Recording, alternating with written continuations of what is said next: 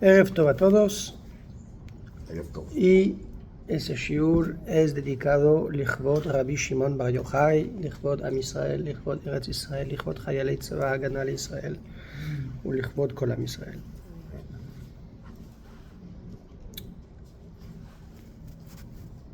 Que los niños tienen atzlajá, que los niños tienen refuá, que los que necesitan shidduch encuentran shidduch fácilmente, Amén. y que cada uno que necesita refuá material, físico o mental, emocional, espiritual, que lo logra. Es un shiur dedicado al Lag BaOmer. Lag BaOmer será ese viernes. De manera linda, las parashiot que estamos leyendo son también muy espirituales, hablando de cosas de pureza y cosas sutiles del Beit HaMikdash, del Kohen Gadol. El día mismo. Viernes. Viernes en la noche. No, jueves en la noche.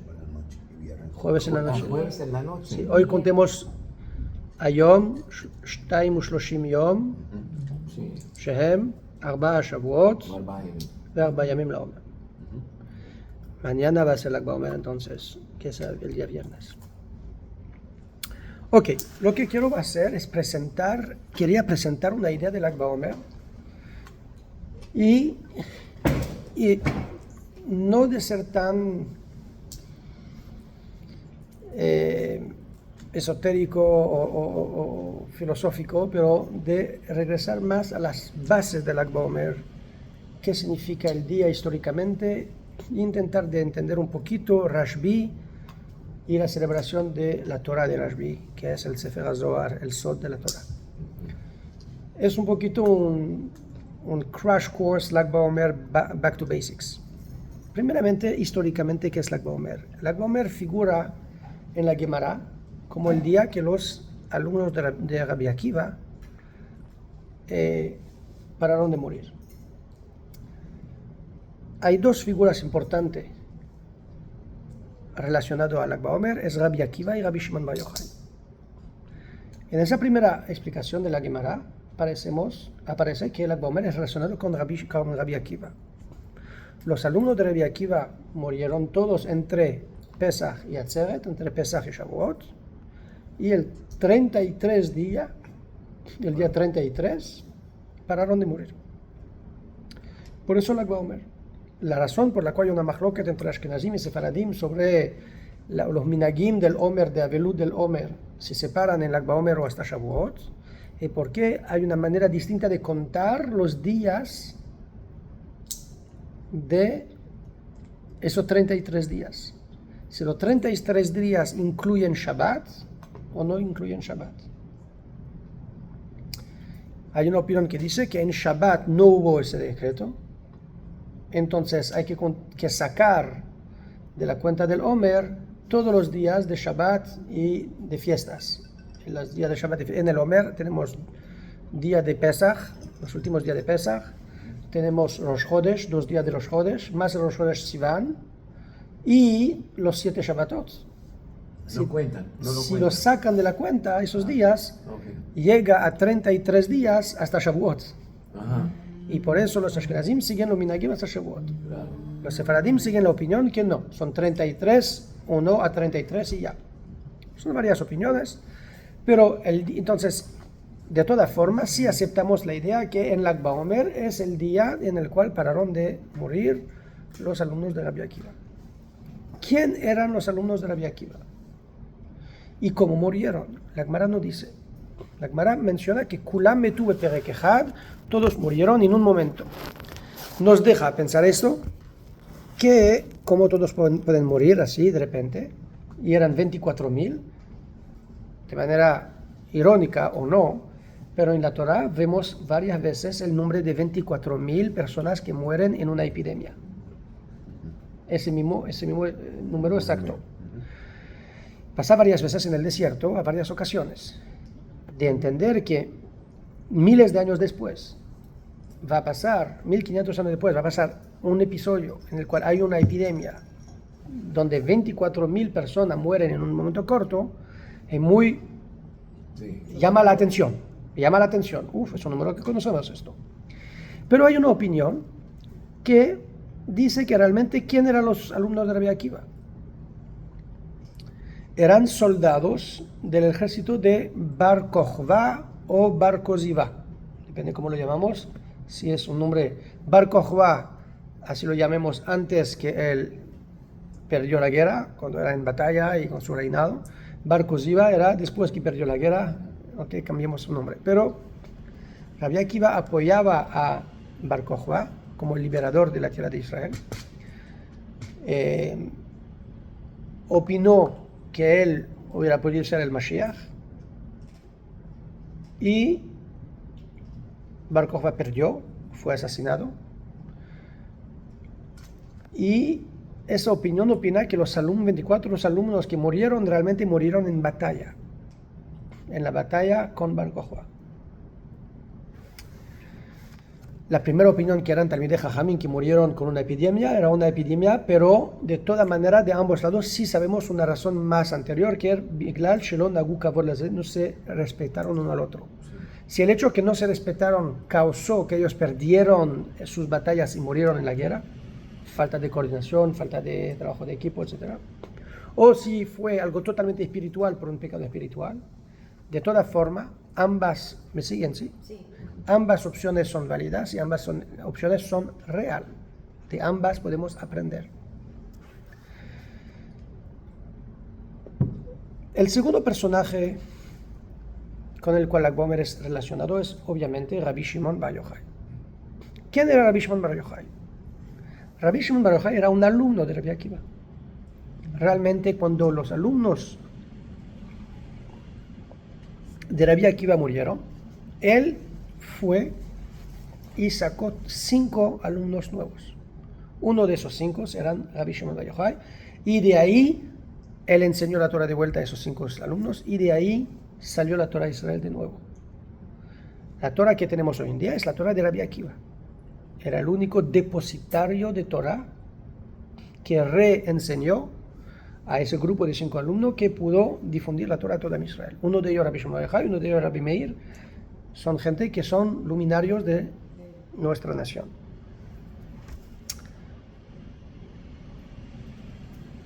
Ahorita, una otra fuente que vemos sobre Lag BaOmer es la primera vez que vemos una mención de la celebración de Lag BaOmer es en Kitvei Arizal, Eretz Chaim de Rabbi Chaim Vital, alumno de Arizal, en el cual él menciona que su maestro, el Ari Kadosh, tomó su hijo y lo llevó al kever de Rabbi Shimon Bar Yochai.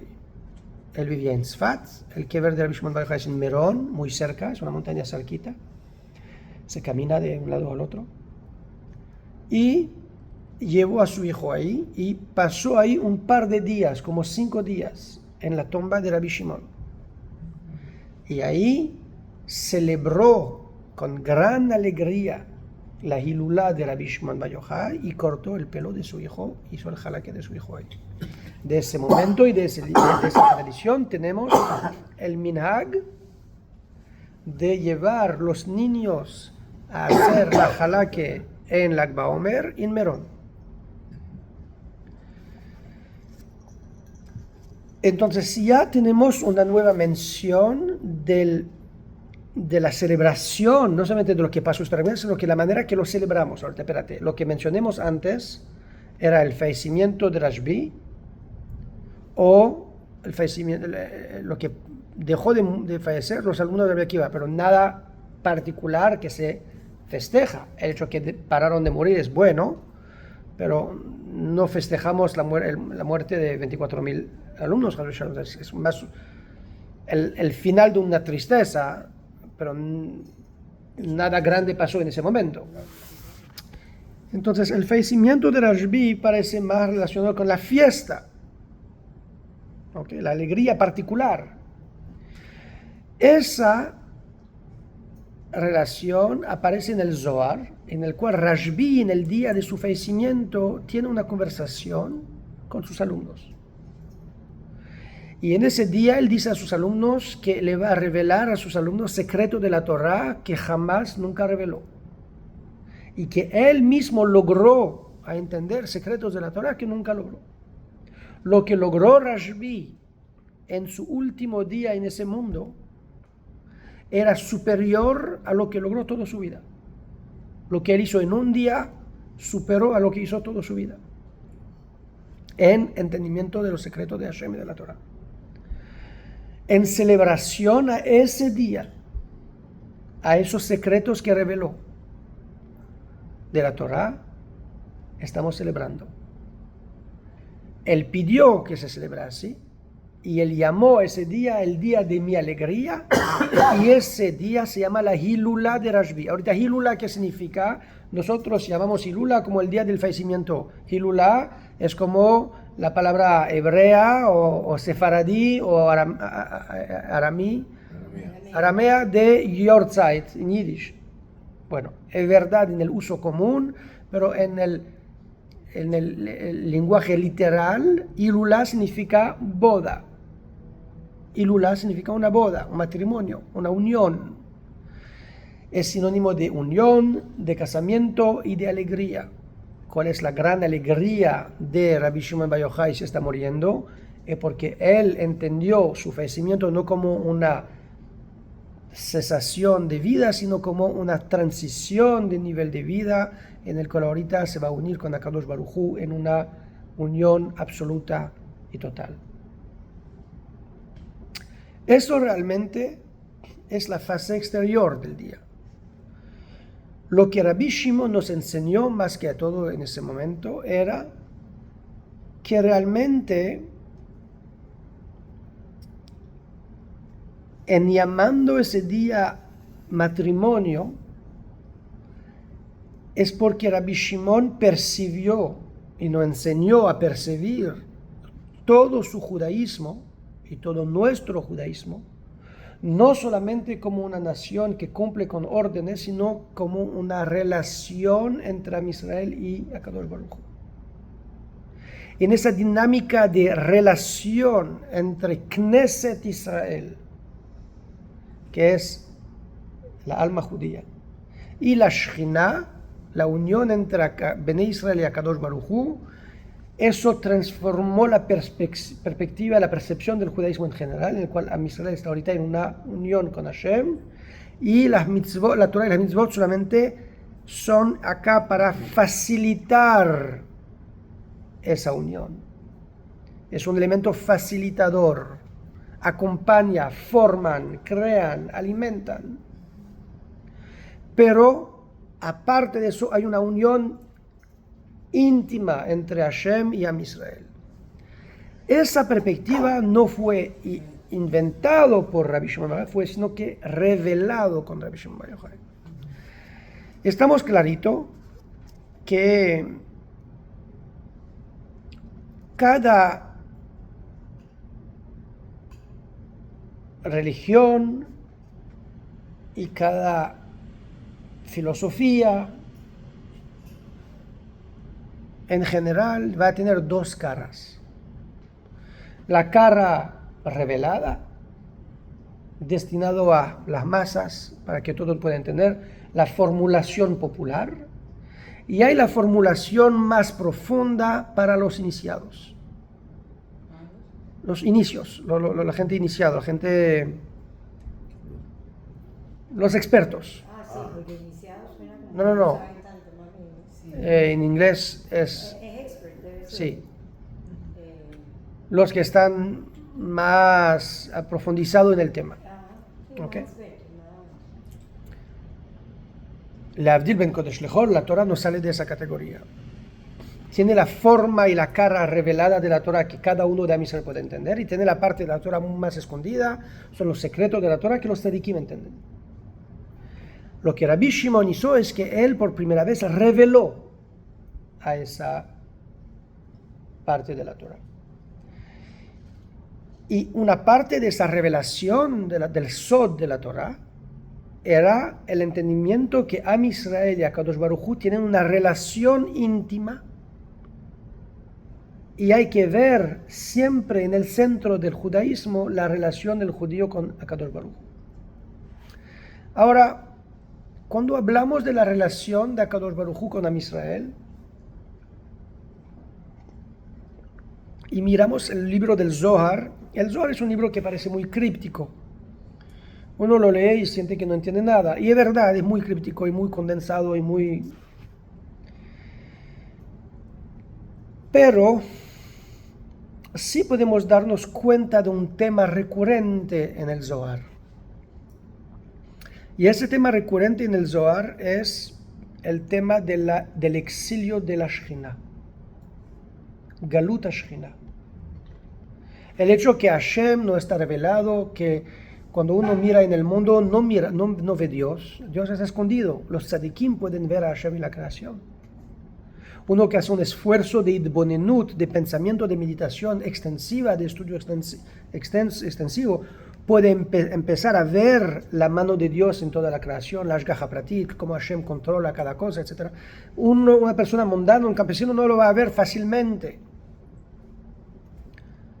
Eso significa el escondimiento de la Shekhinah en la creación. El hecho que Hashem, el ocultamiento, gracias, el ocultamiento de Hashem en el mundo es una forma de Galut Shekhinah.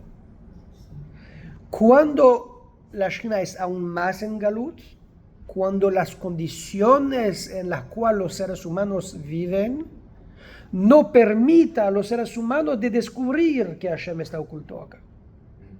Si Am Israel vive en su tierra estudiando Torah, acá Hashem está escondido en la creación. Pero el ser humano tiene las condiciones en las cuales él puede dedicarse al estudio de la Torah, que lo va a permitir abrir, desarrollar otras capacidades del ojo, el ojo espiritual más que el ojo físico, que le va a permitir de ver y percibir cosas que el ojo de carne no puede ver. Él va a poder ver la presencia de Hashem en el mundo. Pero cuando el ser humano no está en una condición que le permite de estudiar Torah y meditar sobre la presencia de Hashem en el mundo, no solamente que Hashem está ocultado, no solamente que Hashem no está oculto, sino que nadie lo busca. Eso es un Galut Shekhinah más grande.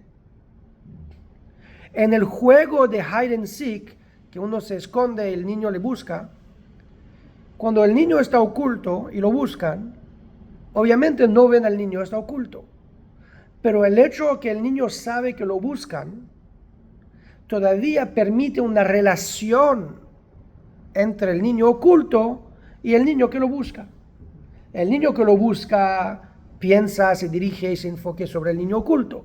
Y el niño oculto piensa y se enfoque y se dirige sobre el niño que lo está buscando.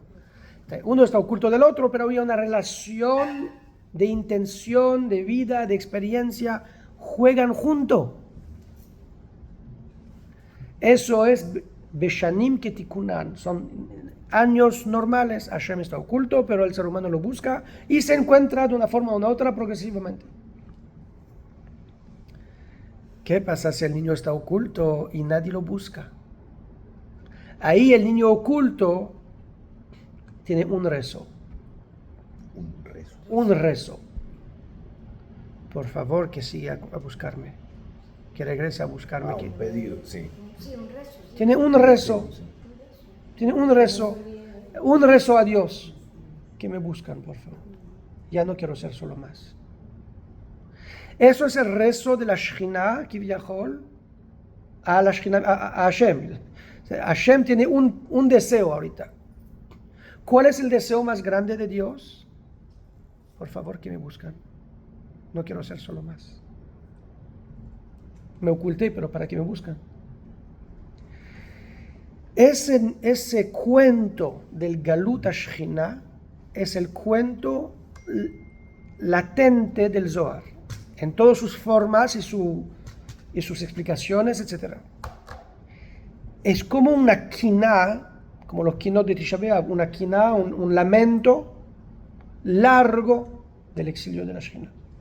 Prestan atención, cuando Rashbi reveló el Zohar, cuando los Jajamim, representados por Rashbi, reveló ese secreto de la Torah al mundo, esa unión entre Am Israel y Akadosh Baruj Hu, en esa tensión entre la búsqueda y el ocultamiento, ¿Cuándo se reveló esa parte de la Torah? Con Rashbi. Cuando Rashbi vivió en el segundo siglo bajo opresión romana. Se escondió 13 años en una cueva por escapar de un perseguimiento romano para ejecutarlo. Quiere decir, en el profundo de la galut de Am Israel. Rashbi vivió bajo una persecución fuerte contra Am Israel. Lo querían matar porque opinó algo de la Torah, que no era alineado con los romanos. Y en ese exilio de Am Israel, en ese exilio de la Torah, ¿qué hace Rashbi? En vez de llorar y lamentarse, revela los secretos más profundos de la Torah. Con una luz infinita y una alegría que permanece hasta hoy. Realmente, eso todo el punto de Rashbi y del Sod de la Torah. El propósito del Sod de la Torah, ¿qué es? El Sod, el secreto es, y el propósito del Zohar es, la capacidad de ver la luz en la oscuridad. La capacidad de ver lo que está oculto. La capacidad de ver a Hashem donde se esconde. La capacidad de ver la Berajá donde no aparece. La capacidad de ver el propósito de lo que estamos pasando. Si uno pasa por el exilio y la opresión romana sabiendo que hay un propósito positivo a eso, él sufre menos, porque se enfoca sobre lo que va a lograr de ese galut. Si uno entiende que la salida del exilio de Israel, aún con todas las opresiones y las persecuciones,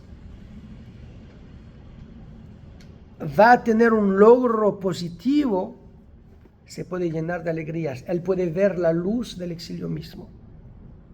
Leamtik sod amtakat adinim, el sod del adulcimiento de la severidad, el secreto del endulzamiento de la severidad, endulzamiento del juicio divino, es justamente esto. De poder ver la bondad de Hashem adentro del din. Ahí el din está, pero está más endulzado. ¿Por qué está más endulzado? Porque cuando el niño sabe que cuando el papá le está golpeando lo hace con amor, no tiene resentimiento de odio contra el papá, sino que tiene un pensamiento introspectivo que dice, ups, me equivoqué acá, tengo que hacer teshuva. Entonces, la perspectiva de Rashbi es, busca el amor, busca el bueno de Hashem, encuentra el bueno en la dificultad, encuentra el propósito del desafío, mira el nes que está en el nisayón, el milagro que está en la prueba, y eso es su propósito, y por eso está revelando esto al inicio de la galut. Ahorita su pensamiento es un poquito más desarrollado que solamente así general. Hay varias galuyot. Había un exilio en Egipto, había un exilio en Babilonia, un exilio con Edom, que empezó con Rashbi. No hay solamente un exilio. ¿Por qué no revelaron el Zohar en Egipto, que era también un otro exilio? Rashbi tiene un comentario sobre la mitzvah de Shiluach Haken. La mitzvah de Shiluach Haken es la mitzvah que Hashem nos ordena de mandar a la madre de los pájaros antes de sacar los huevos o los pollitos.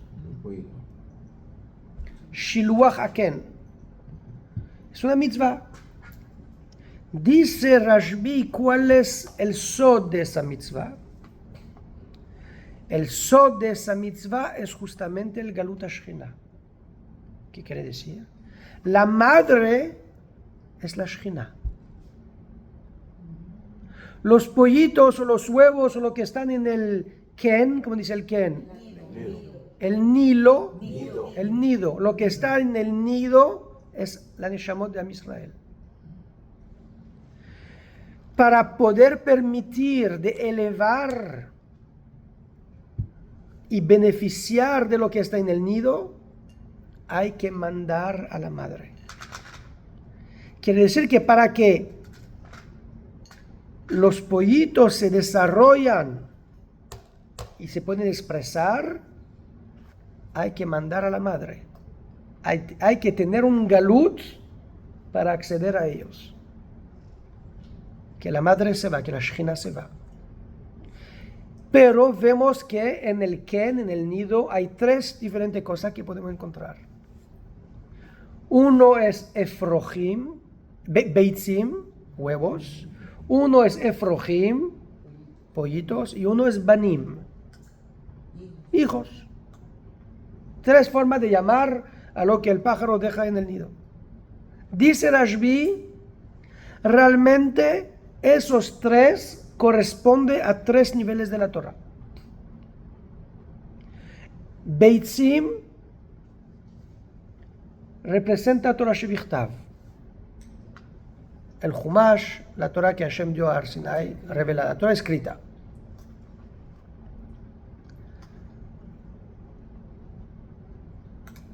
El pollito representa Torah Shebe'al Peh, la Torah oral. Los hijos representan al Sod, al secreto de la Torah. Y él dice, mira, el primer exilio de Mitzrayim, había un galut a Shekhinah, pero de cada galut, Am Israel saca algo. Al final de cada galut, Am Israel va a lograr algo, una elevación. El logro de Am Israel de Galut Mitzrayim, el logro de Am Israel del exilio de Egipto, que era, recibió la Torah escrita. Eso eran los huevos. ¿Por qué la Torah escrita es como los huevos? Porque la Torah escrita es corta.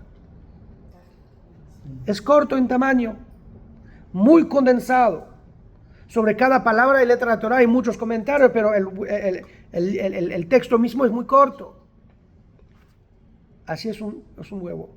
Es pequeño, se come fácilmente, pero es muy condensado, no está desarrollado. Es el semen de algo que va a poder ser un pollito o un pájaro después, pero por ahora es solamente un huevito. Eso es representado de Torah Shevichtav. El galut, el exilio de la Shekhinah de Mitzrayim, llegó a Am Israel a lograr ese primer nivel del nido, el huevo. El segundo exilio en Babilonia trajo también un otro logro a Am Israel, y eso era la Mishnah, la Torah oral.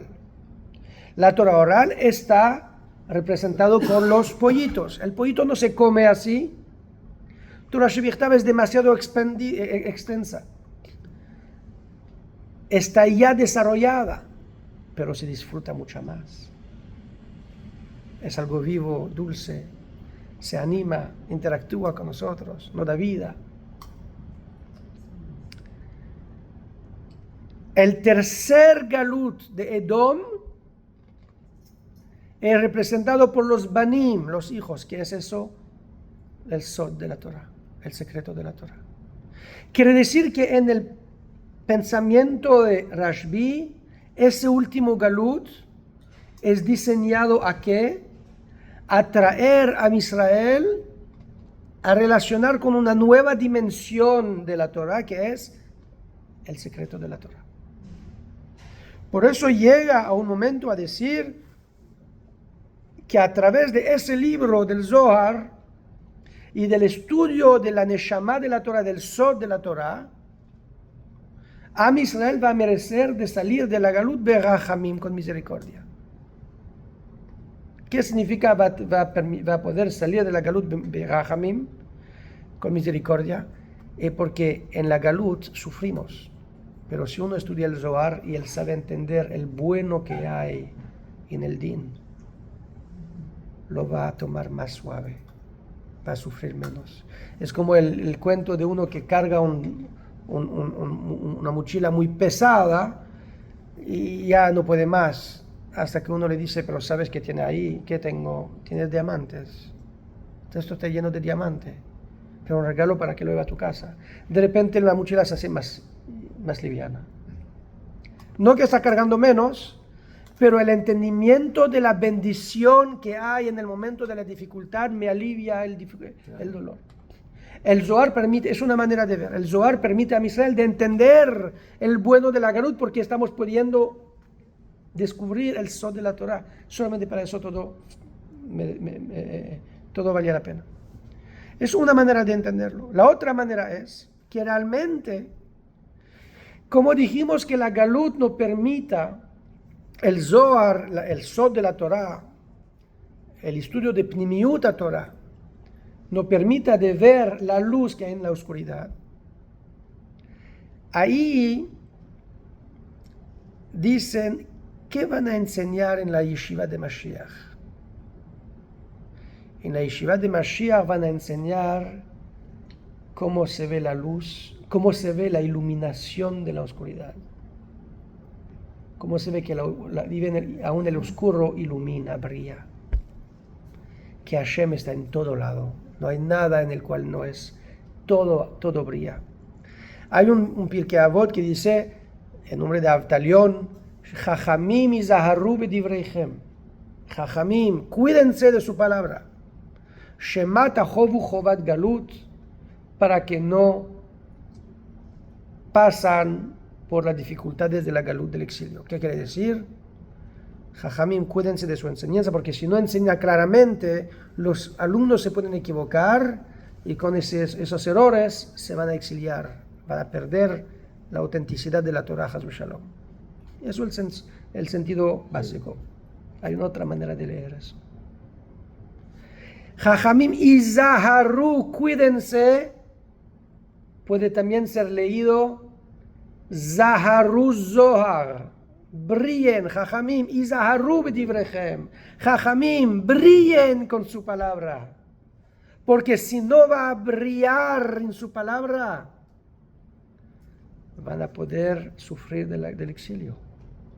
Pero si brilla en su palabra, si su palabra brilla y enseña la luz de Hashem que está escondido en cada lugar, ahí no va a sufrir del exilio. Vas a ver la luz que está en todo lado. Hay, dice el Zohar, 3 niveles en la Torah. Aparte de la parte de Pardes, que son los 4 niveles que conocemos, él dice, los cuentos de la Torah son los vestimientos de la Torah. Las mitzvot de la Torah son el cuerpo de la Torah. Por eso, ¿cuántas mitzvot hay? 613.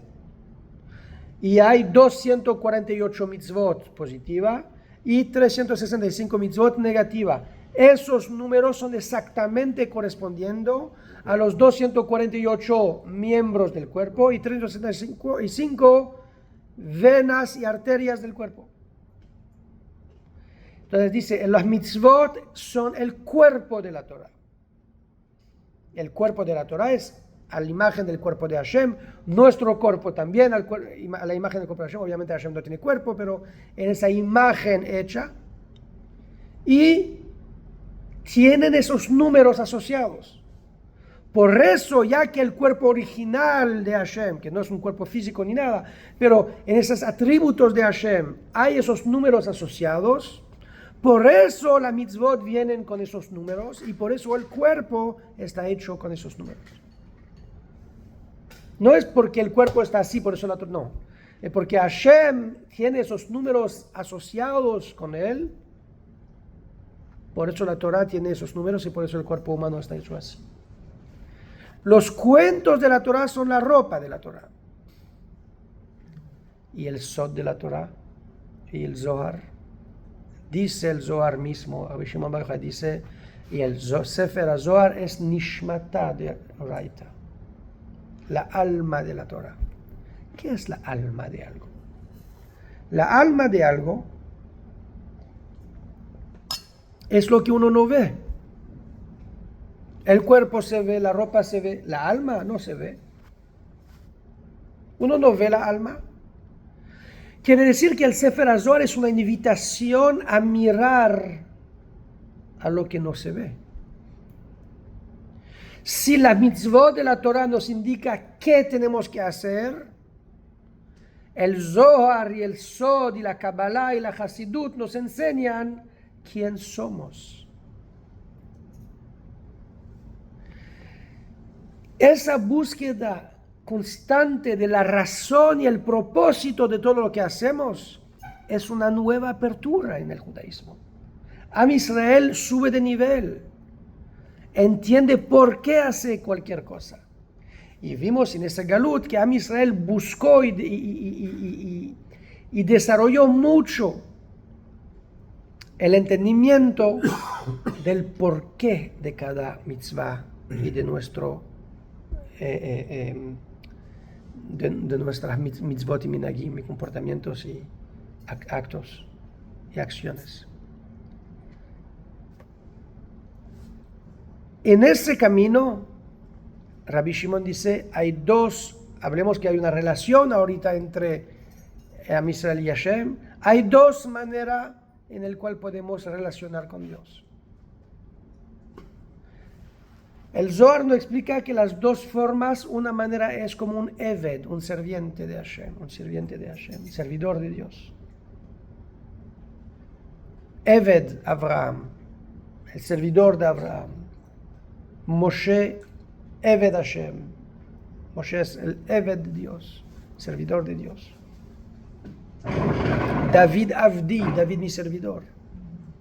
Hay una otra forma, es Ben, un hijo. Son dos, Avinu Malkeinu, son dos formas de relacionar con Hashem. De manera muy genérica, la diferencia entre el servidor de Hashem y el hijo de Hashem es que el servidor se enfoca sobre lo que tiene que hacer. ¿Cuál es el trabajo que el amo quiere y cómo lo puedo satisfacer? ¿Cuáles son las mitzvot? ¿Cómo lo puedo hacer? ¿Y cuál es la mejor manera de satisfacer la voluntad de Dios? Satisfacer la voluntad de Hashem. El hijo tiene una otra relación. El hijo también va a hacer lo que el padre quiere, pero no porque el trabajo es tal o tal, sino porque eso viene de su padre. El hijo relaciona no solamente con el trabajo, sino más relaciona con el que pidió el trabajo. E igual que un empleado en una compañía o el hijo del dueño de la compañía. El hijo del dueño no importa sobre qué es la compañía. Si el padre está en inmobiliario, si el padre está en importe-exporte, si el padre está en comercio, lo que el padre tiene el negocio de la familia, ahí va a trabajar porque es el negocio del padre. El empleado va a trabajar en lo que él quiere según el perfil de trabajo. El servidor se enfoca sobre el acto cuando el hijo relaciona con el padre y por el padre hace el trabajo. Hay una ventaja en cada uno. A veces el servidor trabaja mejor. Sin toda esa relación romántica con el padre, él cumple con los órdenes. Es un servidor, tiene la autoridad del amo, pero no tiene la pasión.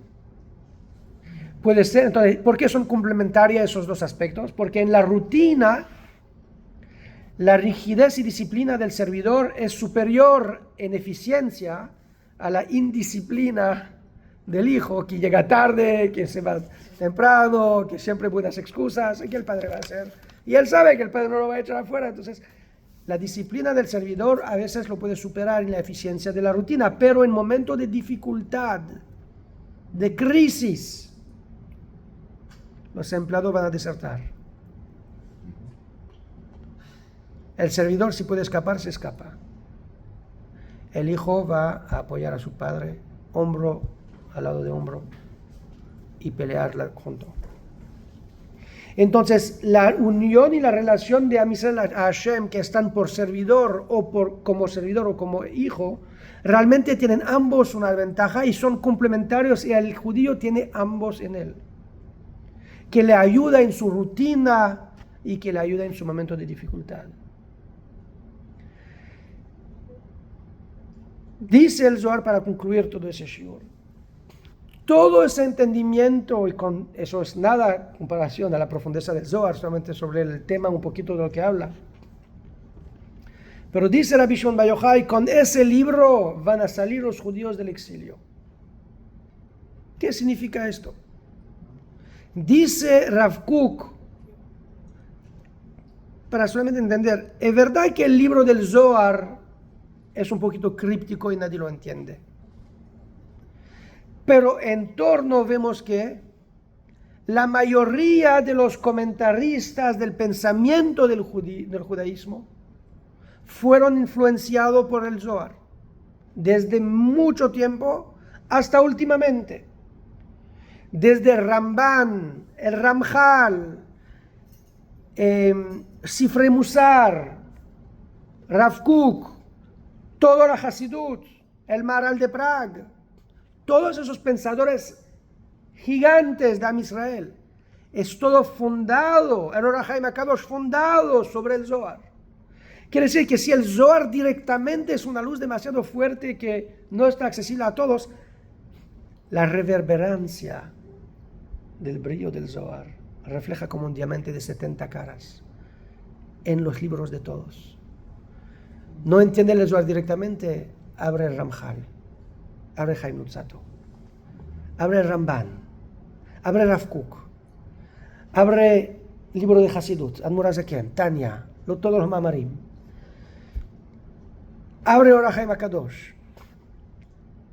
No hay ningún, abre el Maharal de Praga, Gvurot Hashem, Netzach Israel, no hay ningún libro que tuvo un impacto grande sobre el pensamiento del judaísmo, de los Gdolei Israel, que no fue inspirado con el Zohar y basado sobre el Zohar. El Reshit Chochmah, no hay. ¿Qué significa? Esa luz es una luz latente y que penetra sutilmente todo a Israel. Todos escribieron basado sobre el Zohar. Todo lo que recibimos es una proyección de una de las caras de la proyección del Zohar. ¿Qué significa, dice Rav Kook, que el libro del Zohar es necesario para los judíos para salir de ese exilio, del Galut? Él dice, significa que el Zohar, con su invitación a mirar lo que está oculto, a percibir lo que no está expresado, a buscar la razón y el propósito de cada cosa que está en la Torah. Cuando va a llegar el momento de Mashiach, Am Israel va a pedir esas razones. Vamos a tener, dice Rav Kook, un despierto de la alma de la nación judía, a buscar el entendimiento y las razones y el propósito de todo lo que está en la Torah. Am Israel no va a poder seguir a cumplir la Torah así como antes, sin preguntar, sin cuestionar, sin investigar, sin entender el profundo, el sod. Lo que era confinado a los tzadikim por miles de años, cuando llegaremos cerca de Mashiach, todo Am Israel va a despertarse a buscar ese sod. ¿Y qué vemos hoy en día? Hoy en día vemos todo Am Israel que se despierta a estudiar de una forma u otra una parte del sol. El movimiento hasídico conquistando el mundo entero. Lo que no con la Hasidut tradicional, ahorita Hasidut Breslev conquista públicos gigantes. Ramjal, súper popular. Or HaChaim, muy popular. Maharal de Praga, todos se hacen ahorita tan populares. Eran textos reservados a los maestros.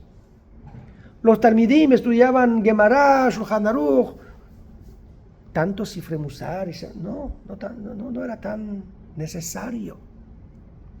Ahorita Misra lo pide, lo investiga, lo busca. Y de todos bordes, de los más religiosos, asiduos, observantes, a los más no observantes, pero igual necesitan entender el profundo de la Torah. Y quizás eso es el corazón del Lag BaOmer, la capacidad de unir a Israel encima de toda la ropa y todo el cuerpo, enfocándose sobre el alma de la Torah, el alma de Am Israel. Y por eso vemos que el Lag BaOmer, aunque no es una fiesta rabínica, no es una fiesta bíblica, pero en Eretz Israel todos lo festejan. Los más religiosos y los más no religiosos prenden el fuego, lo celebran. ¿Qué tienen los no religiosos a celebrar Lag BaOmer, Rabbi Akiva, Rabbi Shimon? ¿Qué tiene que ver? Porque Rabbi Shimon pudo traspasar la superficie de los judíos y enfocarse a la alma. En la alma somos todos igual. Eso es el secreto del Lag BaOmer. Eso es la grandeza de Rabbi Shimon Bar Yochai. Y sobre eso vamos a celebrar mañana en la noche, que Hashem nos trae la luz y la brajá de Rabbi Shimon. ¿Por qué el fuego? Gadol Rabbi Shimon, Kedai Rabbi Shimon nismoch alav beshat adchak. Hoy somos beshat adchak. Estamos contando, apoyándonos sobre Rabbi Shimon Bar Yochai para que nos ayude a salir de ese galut totalmente a la Geulah Amitit Vashlema. Amén.